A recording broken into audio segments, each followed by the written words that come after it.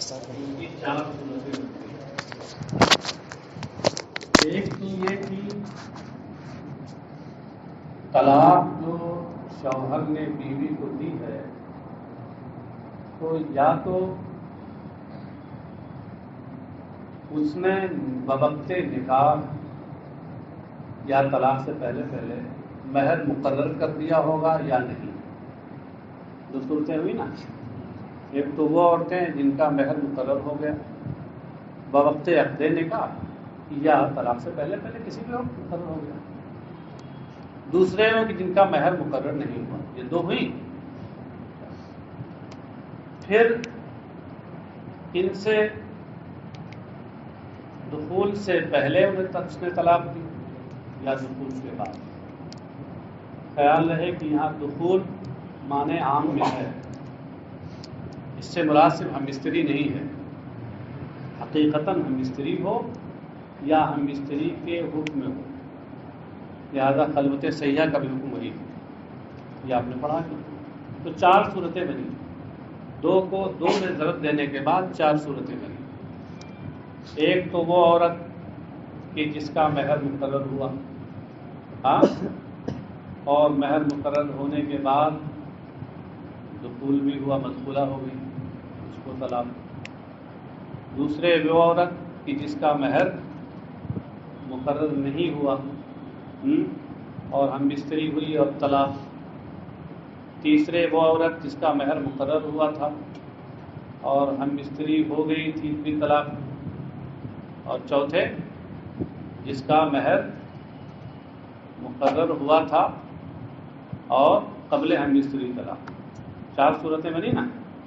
اس میں یاد رکھیے کہ جن عورتوں کا مہر مقرر تھا اور ہم مستری سے پہلے طلاق ہوئی تو ایسی صورت میں اسے کیا ہوگا؟ مقرر تھا اور ہم مستری سے پہلے طلاق ہوئی، نصف مہر ملے گا اسے، نصف مہر، اور اس کے لیے اور کچھ نہیں ہے، یعنی متاع بھی نہیں ہے، مستحب بھی نہیں ہے متاع اس کے لیے۔ یہ کون سی عورت ہوئی؟ دہرائیے ذرا سا، حالات ملتے جلتے ہیں۔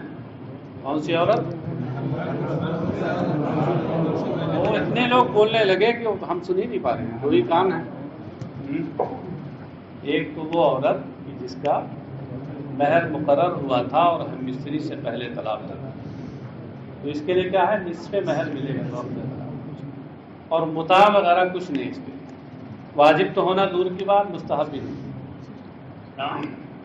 اور دوسرے وہ عورت کہ جس کا مہر مقرر نہیں ہوا تھا اور ہم مستری سے پہلے طلاق ہو گئی، تو اب اس کو مہر تو نہیں ملے گا، لیکن متاع دینا واجب ہے۔ متاع دینا، متاع کو آسان لفظوں میں سمجھ لیجئے کہ ایک جوڑا کپڑا، یہ دینا واجب ہے، اس کے لیے واجب، اور پہلے والی کے لیے واجب تو چھوڑیے، مستحب بھی نہیں، کیونکہ اس کو جس کا مہر مل رہا بغیر دخول کے۔ یہ دو ہو گئی۔ تیسرے وہ عورت کہ جس کا مہر مقرر ہوا تھا اور دخول بھی ہو گیا تھا، اب طلاق ہوئی، تو اس صورت میں کیا ہے؟ پورا مہر ملے گا اور اس کے ساتھ ساتھ متاع دینا بھی مستحب ہے، واجب نہ دے تو بھی جائے گا۔ تیسرے وہ عورت کہ جس کا مہر مقرر نہیں ہوا تھا اور ہم مستری کے بعد طلاق ہوئی، تو کیا ہوگا؟ اس کو مہر مثل ملے گا، مہر مثل ملے گا، اور اس کو بھی متاع دینا مستحب ہے۔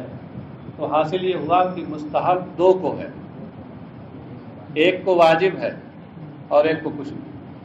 یہ چار صورتیں ذہن میں رکھیے اور اس کے بعد اس کو چلیں۔ اعوذ باللہ من الشیطان الرجیم، بسم اللہ الرحمن الرحیم۔ لا جناح علیکم ان طلقتم النساء ما لم تمسوهن او تفرضوا لهن فریضة ومتعوهن على الموسع قدره وعلى المقتر قدره متاعا بالمعروف حقا على المحسنين۔ اور تم پر کوئی گرفت نہیں. ان طلقتم النساء، اگر تم عورتوں کو طلاق دو، ما لم تمسوہن، جب تک تم نے انہیں ہاتھ نہ لگایا ہو. کہتے ہیں ایک قرات میں تماسوہن ہے، تمسو کے بجائے تماسوہن، باب بدل گیا. مسا یمسو باب السمیع اسموں سے ہے، اور تماسو یہ باب تفاعل سے ہے. معنی ایک ہی ہوں گے دونوں کے. اور نیچے آپ کے محشی نے ایک بہت اچھی بات بتا دی کہ کہا کہ یہ جو تماسو والی جو قرات ہے باب مفالت والی، امام حمزہ اور کسائی کی قرات ہے. اس مادے سے قرآن کریم میں جہاں بھی فعل آیا ہے وہاں یہی اختلاف ہے ان قرا کا کہ امام حمزہ اور کسائی اس کو باب مفالت سے پڑھتے ہیں تماسو یا جماسو جیسا ہے وہاں ہوتا ہے، اور بقیہ دیگر اور جو قرا 5 ہیں وہ مسا یا مسو سے پڑھتے ہیں. یہ پورے قرآن کا میں اس مادے کے تعلق سے قرات بتا دی ہے نا. مس کا معنی لغوی معنی تو ہوتا ہے ہاتھ لگانا، لیکن اس سے بطور کنایا مراد ہے ہم بستری کرنا. اور میں بتا چکا ہوں کہ یہاں ہم بستری عام ہے کہ حقیقی ہو یا حکمی ہو. حکمی یعنی خلوت صحیحہ بھی اس میں شامل ہے. جب تک تم نے انہیں ہاتھ نہ لگایا ہو، یعنی ان سے حقیقی یا حکمی ہم بستری نہ کی ہو. یہ حقیقی حکمی والا ہم کی طرف سے بڑھا رہے ہیں، مراد یہ ہے. اور تفریضوا لہن فریضہ، تفریضو سے پہلے لم نکال کر یہ اشارہ کیا کہ تفریضو کا عطف تمسو پر ہے یہاں بتقدیر لم، یا نہیں اور تم نے ان کے لیے مہر مقرر نہ کیا ہو. فریضہ یہ مفروضہ کے معنی میں ہے. مفروضہ وہ چیز جو فرض کی جاتی فرض ہو، یہاں اس سے مراد بطور کنایا مہر ہے. تو مطلب کیا ہوا کہ تم نے ہم بستری نہ کی ہو اور مہر بھی مقرر نہ کیا ہو، تو اس صورت میں تم پر کوئی گناہ نہیں، تم پر کوئی گرفت نہیں، کوئی بار نہیں. بتا رہے ہیں ما مصدریۃ ظرفیہ، ما لم تمسوہن میں جو ما ہے مصدریہ ظرفیہ ہے. اور اب لا جناح علیکم ان طلقتم النساء ما لم تمسوہن، اس کا مطلب کیا ہے؟ کہتے ہیں اے لا تبعۃ علیکم فی الطلاق زمان عدم المسیس والفرض باسم ولا مہر. لا تبعۃ علیکم اے لا مؤاخذۃ علیکم، تمہارے اوپر کوئی مؤاخذہ نہیں ہے، کوئی مطالبہ نہیں، کوئی مؤاخذہ نہیں. طلاق وہ ہاتھ نہ لگانے اور مہر مقرر نہ کرنے کے زمانے میں طلاق دینے کی صورت میں. یہ زمانہ نکال کر کیا بتا رہے ہیں؟ یہ بتانا چاہ رہے ہیں کہ ما لم میں جو ما ہے یہ مصدریہ ہے، تو لم تمسو کا معنی عدم المسیس ہوا اور لم تبرزو کا معنی عدم الفرد ہوا. اور چونکہ ما مصدریہ مہر نہیں ہے، مصدریہ ظرفیہ ہے، یعنی اس سے پہلے ظرف کو بتانے والا، ظرفی معنی پر دلالت کرنے والا کوئی لفظ پوشیدہ ہوتا ہے، وقتا حینا کوئی بھی، اسی لیے اس کو مصدریہ ظرفیہ بولتے ہیں. ارے وہی جس کو آپ کہتے ہیں ما بمعنی ما داما، وہ بھی مصدریہ ظرفیہ ہوتا ہے. بے اسمن اور مہرن کا تعلق تبعتا سے، تمہارے اوپر ہاتھ نہ لگانے اور مہر مقرر نہ کرنے کے وقت طلاق دینے کی صورت میں تمہارے اوپر گناہ اور مہر کی کوئی گرفت نہیں. مطلب نہ تم اس صورت میں گنہگار ہوگے اور نہ ہی تمہارے اوپر کوئی مہر ہے. آگے ہے وہ متعوہن، اور تم انہیں متاع دو. تو متعوہن یہ جملہ انشائیہ ہے، امر کا صیغہ ہے، واو عاطفہ ہے. تو اب اگر اس کو متعوہن کا عطف اس سے پہلے والے فعل پہ کر دیا جائے، جملوں پہ کر دیا جائے تو خبریہ ہے ہو سکتا. تو انشائیہ کا عطف خبریہ پہ لازم آئے گا، یہ صحیح نہیں. اس لیے مفسر نے کہا نکالا کہ فطلقوہن، یہ بتایا کہ یہاں معطوف علیہ محذوف ہے. اور جو ما سبق کے جملے خبریہ سے سمجھا جاتا ہے۔ مطلب یہ ہوا کہ تم انہیں طلاق دو اور انہیں متاع دو، اے آتوہن ما یتمتعن بہ، انہیں وہ چیز دو جس سے وہ فائدہ اٹھائیں، سمجھے؟ تو متاع یا متاع وہ چیز کہلاتی ہے جس سے فائدہ اٹھائے، مگر یہاں اس سے مراد خاص چیز ہے، یعنی فقہا نے خصوص شریعت کی روشنی میں اس سے مراد ایک جوڑا کپڑا لیا ہے، اگرچہ اور بھی اقوال ہیں کچھ۔ علی الموسع قدرہ وعلی المقتر قدرہ، علی الموسع یہ مالدار پر، موسع بمانا مالدار، وسعت والا، تم میں وسعت والے یعنی مالدار پر اس کی حیثیت کی مقدار، اس کی حیثیت کے مطابق، اور تنگ دست پر اس کی حیثیت کے مطابق۔ مقتر کے معنی بتا دے، الضیق الرزقی، الضیق یہ مضاف ہے الرزق کی طرف، مگر عجیب و غریب مضاف ہے کہ الف لام لیے ہوئے اپنے اوپر۔ اس کو آپ لوگ حل کر کے لائیں گے، اور اگر حل ہو تو اسے بتا دیجیے یہ کون سا مضاف ہے جس پہ الف لام آ گیا، معلوم ہے؟ جی اضافہ لفظیہ میں کیا الضارب زید کہنا جائز ہے؟ الضارب زید کہنا جائز ہے؟ صراحت موجود ہے کتابوں میں کہ جائز نہیں۔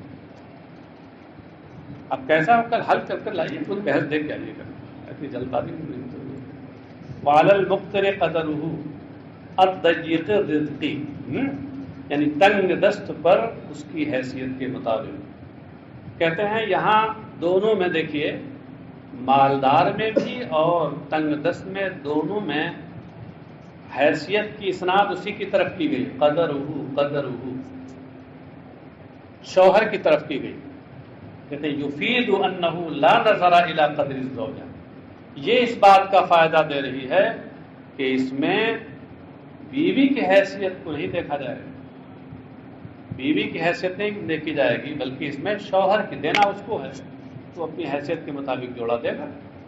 مالدار ہے تو اس حساب سے دے، اور غریب ہے تو اپنی غربت کے لحاظ سے جو ہے وہ دے۔ متاعا بالمعروف حقا للمحسنین، متاعا یعنی تمتیعاً، یہ بتایا کہ یہ مفعول مطلق ہے، متعوہن سے مفعول مطلق ہے، تمتیعاً کے معنی۔ بالمعروف یعنی بالمعروف شرعاً، اس کو کہتے ہیں صفت و متاعاً، یہ متاعاً کی صفت ہے۔ کون؟ بالمعروف متاعاً کی صفت کیسے بن جائے گی؟ جار مجرور تو صفت بنتا نہیں، مطلب یہ ہے کہ اپنے متعلق سے، اپنے متعلق محذوف سے مل کر، اصلی بات کیا بنے گی؟ متاعاً ثابتاً بالمعروف، حقاً صفت ثانیہ۔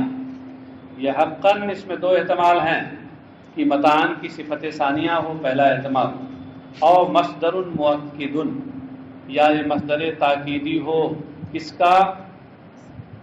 فعل محذوف کا، یعنی اصل عبارت نکلے گی حقا ھذا الحکم حقا، حقا حقا اے ثبت ثبوتا، حقا بمعنی ثبت اور حقا بمعنی ثبوتا، تو یہ مصدر مؤکد ہوگا، مصدر تاکیدی ہوگا۔ اچھا صاحب، تو کیا مطلب ہوا کہ اس طرح کا متعدو کہ جو شرعی دستور کے مطابق ہو، اور حقا علی المحسنین، اور جو نیکوکاروں کا بھلائی کرنے والوں پر یعنی فرما برداروں پر جو حق ہے، ثابت ہے ان کے۔ وَإِن طَلَّقْتُمُوهُنَّ مِن قَبْلِ أَن تَمَسُّوهُنَّ وَقَدْ فَرَضْتُمْ لَهُنَّ فَرِيضَةً فَنِصْفُ مَا فَرَضْتُمْ، اوپر کس کا بیان تھا؟ اس عورت کا بیان کہ جس نے کو نہ مہر مقرر ہوا اور نہ اس سے ہم استری ہوئی۔ اب یہاں کس کا ہے؟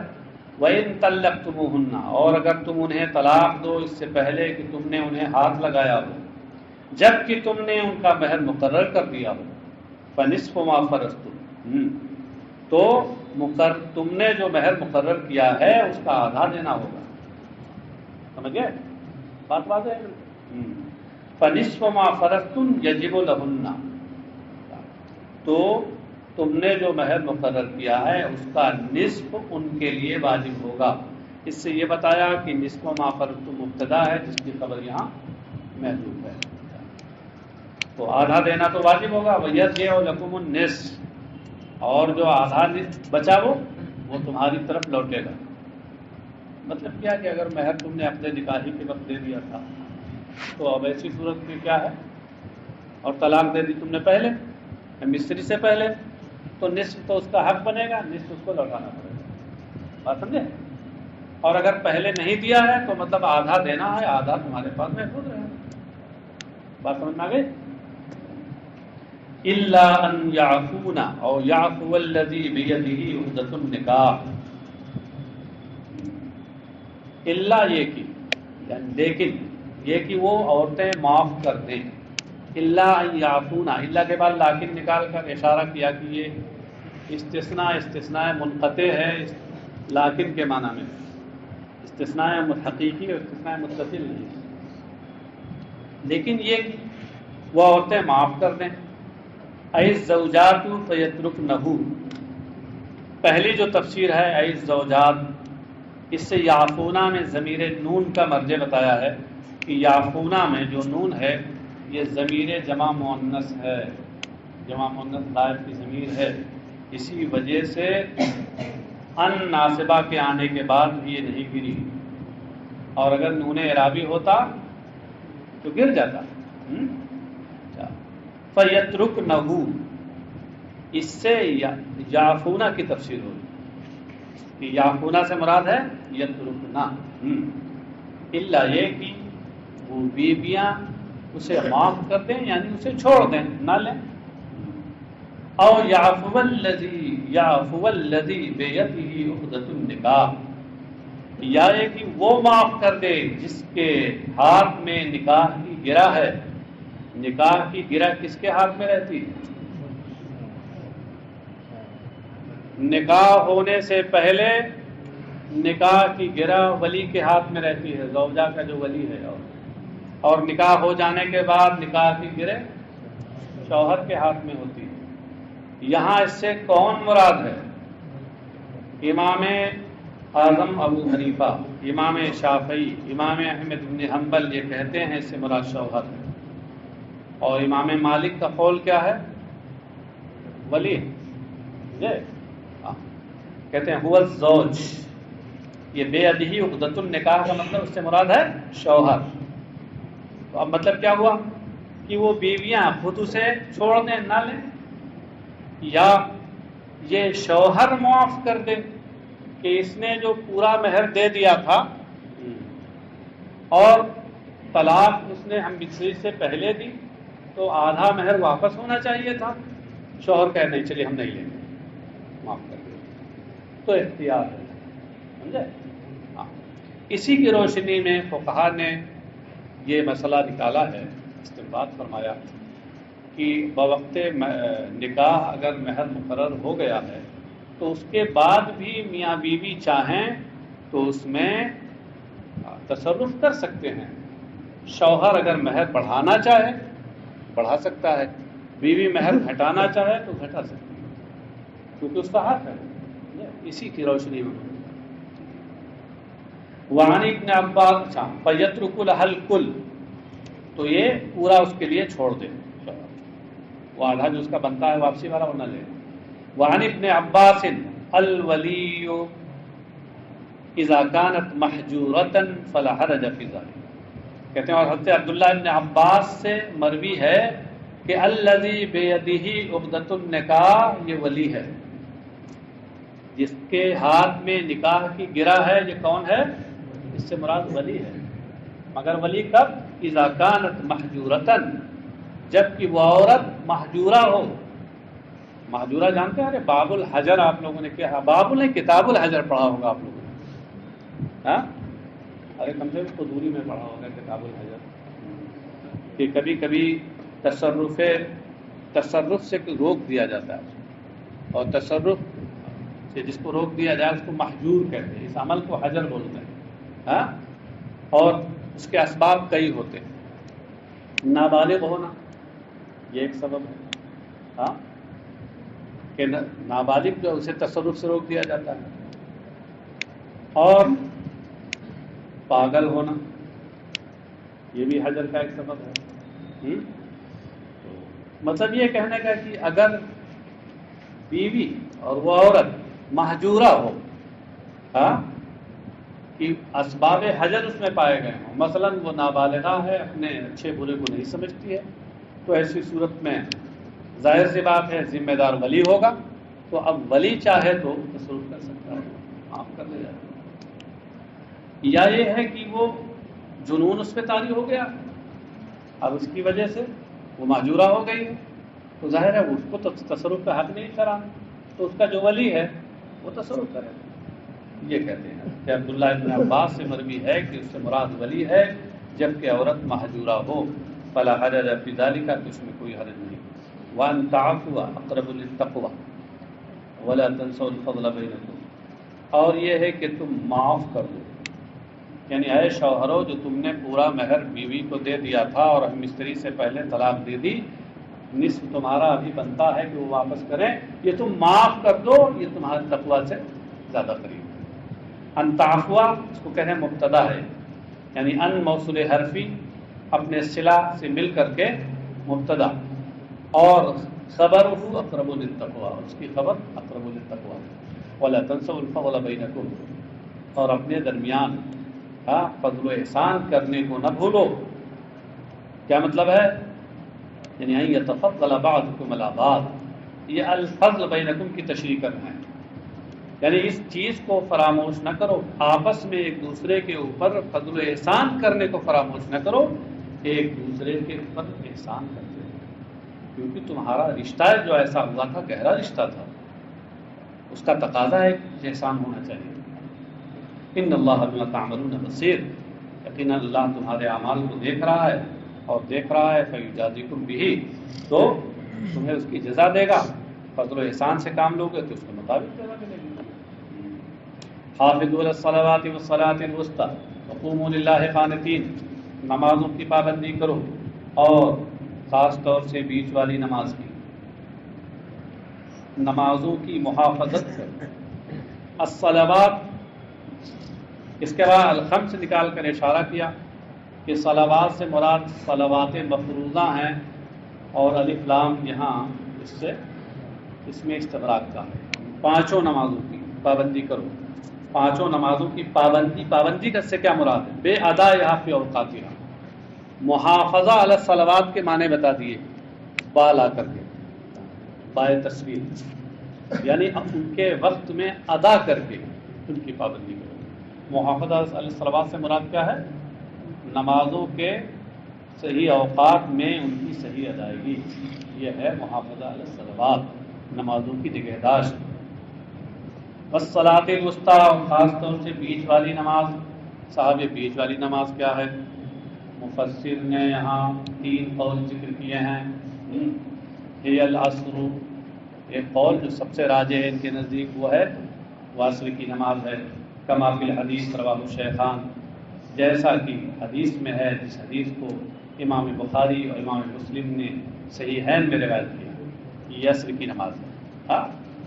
عصر کی نماز خاص طور سے محمد کے لیے کہا گیا کہ یہ بڑی بھیڑ بھاڑ کا وقت ہوتا تھا، لوگوں کی مصروفیت کا وقت ہوتا تھا، تو لوگ اپنی دنیا کے جھمیلے میں پھنسے ہوتے تھے اس وقت، مجھے تو اس لیے کہا گیا کہ جھمیلوں میں جب پھنسے ہو تو ایسے وقت میں خاص طور سے اس کا لحاظ کرو، ٹائم پر پڑھو۔ اب صبح، یا صبح کی نماز ہے جو اس وقت سونے کا مولا ہوتا ہے اور عام طور سے نیند آتی ہے، شیطان اور تھپکیاں دیتا ہے آ کر کے، نیند آتی ہے عام طور سے، تو اس لیے اس کے بارے میں کہا گیا کہ اب اس ظہر یا ظہر کا وقت ہے، اس میں بھی لوگ کھانے کے بعد قیلولہ کرتے ہیں، کچھ لوگوں کا قیلولہ لیلولہ میں تبدیل ہو جاتا ہے، سمجھے؟ وہ قیلولہ تو تھوڑی دیر آرام کرنے کو کہتے ہیں، اور وہاں رات کے مطابق جو ہے 2-2 4-4 گھنٹے والا آرام ہو جاتا ہے، تو قیلولہ لیلولہ میں تبدیل ہو جاتا ہے، تو یہ بھی وقت نازک ہے، اس لیے کہا کہ ظہر کے وقت او غیرہا، یا اس کے علاوہ اقوال، اس میں کئی قول، کچھ لوگ 3 تو نمازیں ہو گئی لائن سے، صبح، دوپہر ہاں 2 بچی وہ بھی ہیں. کچھ لوگوں نے کہا اس سے مراد عشاء، کچھ لوگوں نے کہا مغرب ہے، کچھ لوگوں نے کہا اس سے نماز جنازہ مراد. ٹھیک ہے، ہاں مختلف اقوال ہیں اور سب کی اپنی اپنی دلیلیں ہیں. وَأَفْرَدَهَا بِالذِّكْرِ لِفَضْلِهَا، اور اس کو علیحدہ ذکر کیا لِفَضْلِهَا، اس کی فضیلت اور برتری کی وجہ سے.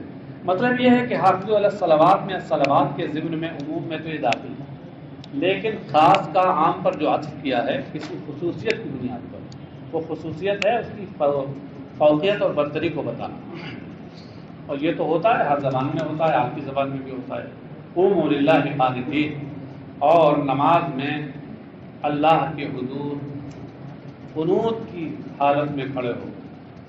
قانتین کا کیا مطلب ہے؟ قیل مطیعین.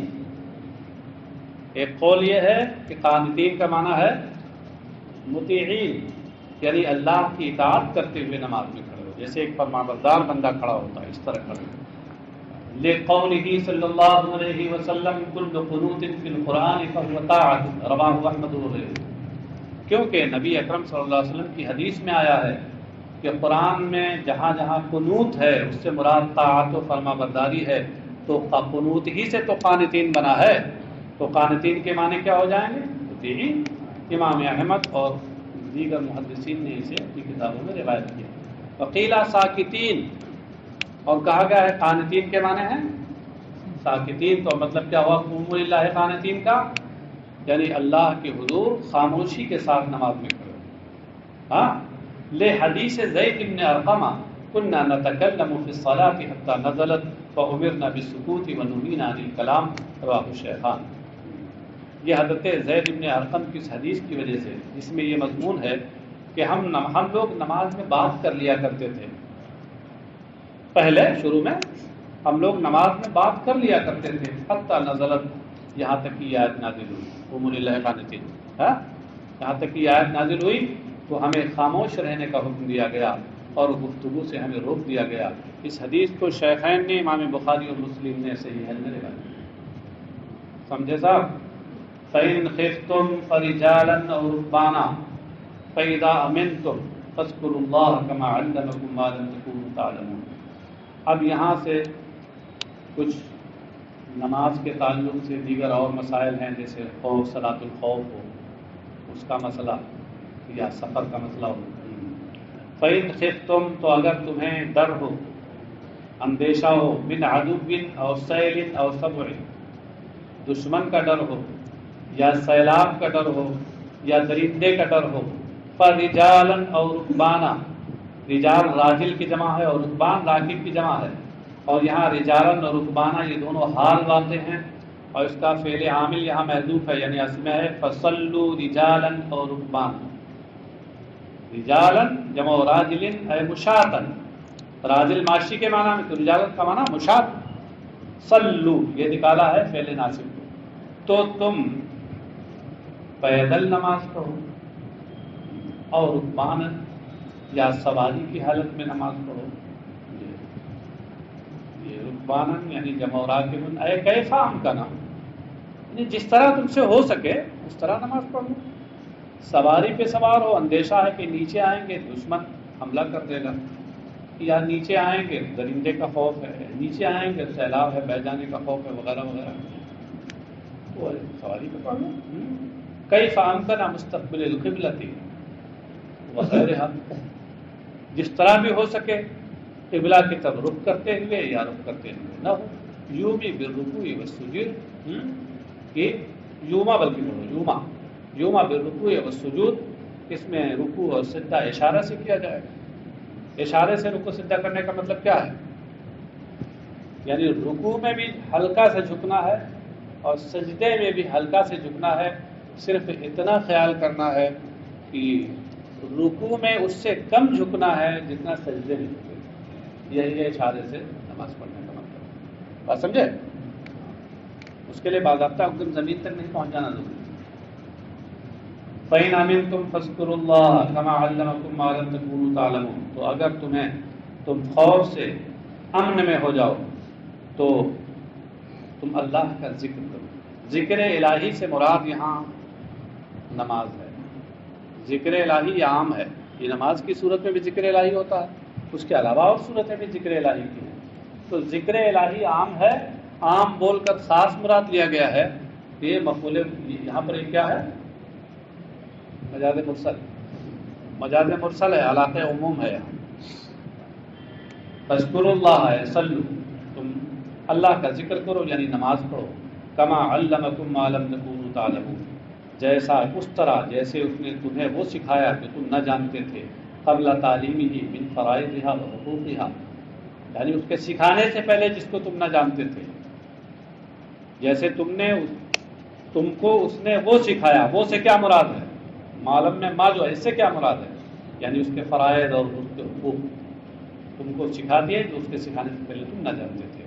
کہتے ہیں کما علمکم میں جو کاف ہے، الکاف بمعنی مثل، یہ کاف مثل کے معنی میں ہے. وما موصولۃ و مصدریہ، اور کما میں جو ما ہے اس میں دو احتمال ہیں، یہ موصولہ ہو یا مصدریہ ہو. تو اس صورت میں اصل عبارت کیا بنے گی؟ فاذکروا اللہ ذکرا ثابتا مثل ما علمکم. ہاں کہاں تک ہے جی؟